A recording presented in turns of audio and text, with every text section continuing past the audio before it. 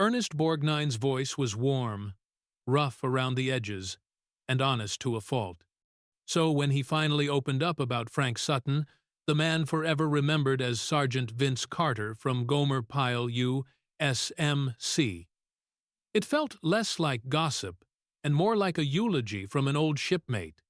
Borgnine was born Ernest Borgnine on the 24th of January 1917 in Hamden, Connecticut, to hard-working Italian immigrants. His childhood was simple and tough, shaped by discipline, family loyalty, and the values of people who had crossed an ocean just to start again. Long before he ever stepped in front of a camera, he wore a different uniform. He spent about 10 years in the U.S. Navy, serving before and during World War II. The Navy gave him order, duty, and a deep respect for teamwork traits that followed him into Hollywood.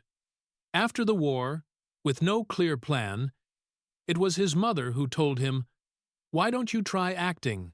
He started on the stage, grinding through small regional productions and learning the craft from the ground up.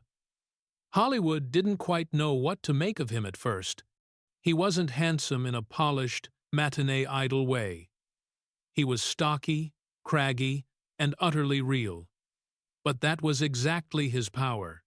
His breakthrough came with Marty, 1955, playing a shy, lonely butcher, searching for love. The role demanded vulnerability instead of swagger, and Borgnine delivered. He won the Academy Award for Best Actor, proof that an ordinary-looking man could carry a film with pure heart. Across more than 200 roles.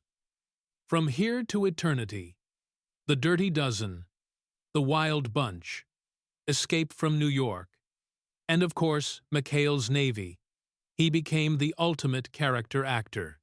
Tough when needed, gentle when required, always believable.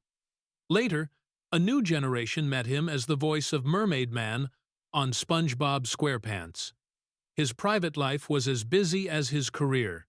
He married 5 times, first to Rhoda Kemmons, then to Mexican star Katie Jurado, followed by a famously brief 32-day marriage to Ethel Merman, then Donna Rancourt, and finally to Tova Tresnys, whom he married in 1973 and stayed with until his death in 2012.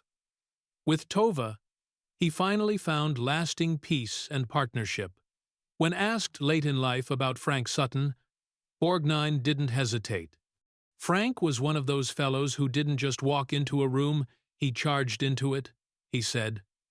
People assumed Sutton was all bark and bluster, just like Sergeant Carter.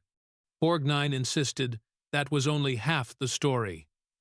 He had a tender heart, Ernest recalled. Sutton would quietly encourage young actors, share tips about timing, and help crew members in need. Sometimes even paying medical bills without telling anyone. He was disciplined, always prepared, never sloppy about the work. Frank respected acting too much to treat it casually, Borgnine said. Sutton's sudden death in 1974 hit him hard. It felt like a ton of bricks, he admitted. He was still giving everything he had to the audience. That was Frank. He never did anything halfway. Borgnine lived to 95, passing away peacefully from renal failure on the 8th of July, 2012, in Los Angeles. But whenever old episodes play, he said he couldn't help but smile. There he is, Ernest would say of Sutton. Alive, loud, and giving it everything he's got. That's the man I knew.